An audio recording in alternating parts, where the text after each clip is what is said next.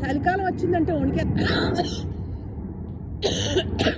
చూసారా, మా అమ్మాయి లిప్స్టిక్ ఇంట్లో పెట్టేసి వెళ్ళిందండి. నేను మూతికి పూసేసి ఈ కళ్ళజోడు మా అబ్బాయిదండి, అది అక్కడ పెడితే పెట్టుకున్నానండి.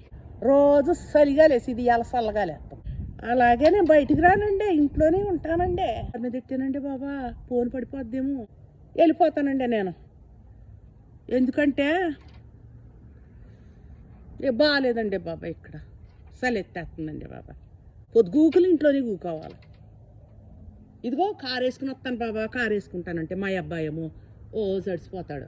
అమ్మో నేను అట్టేసుకుంటారు, అమ్మో పోలీసు వాళ్ళు అట్టేసుకుంటారు, నువ్వు కారు వేసుకెళ్ళకంటాడు. అట్టేసుకుంటే ఏమంటాడండి, ఏదో చెప్పేసి కాళ్ళు అట్టేసుకుంటాను అనుకోండి, ఆడు పట్టేసుకుంటేనే. అదిగో చూసారా, ఇవాళ ఏంటనుకున్నారా, సోమవారం. మన భారతదేశంలో ఏంటండి ఇవాళ ఆదివారం రాత్రి అండి, సోమవారం రాత్రి. ఓ సోమవారం రాత్రి అండి.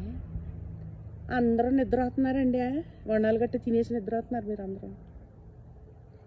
అది ఒకటి చూడండి, అది అలాగ వస్తారు కదా, ఇది వస్తారు కదా, అలా వేసుకుని మా అమ్మాయి ఎట్టాగా రయ్యని కారు ఇట్లా ఎట్టేస్తుందండి.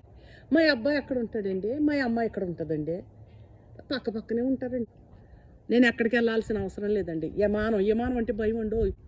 కిటికీలోని చూస్తున్నాను కదండి, ఒకసారి కిటికీలో ఉమ్మి వేసేసాను. అదిగో ఆ లేడీ గారు వచ్చేసి పట్టేసుకుంది, ఉమ్మి వేయకూడదు అట్టాగా అన్న.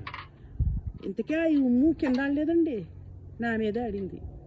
ఏటానండి బాబా, అమెరికా అనుకుంటాం కానీ మా ఆయనతో చెప్పాను, నువ్వు పొలం నుండి వచ్చి నువ్వు కనిపెట్టినావు, మనందరం బస్సులు వేసుకుని వచ్చినాము, ఇలా బస్సు ఏం చేసేసారో నాకు తెలియదు.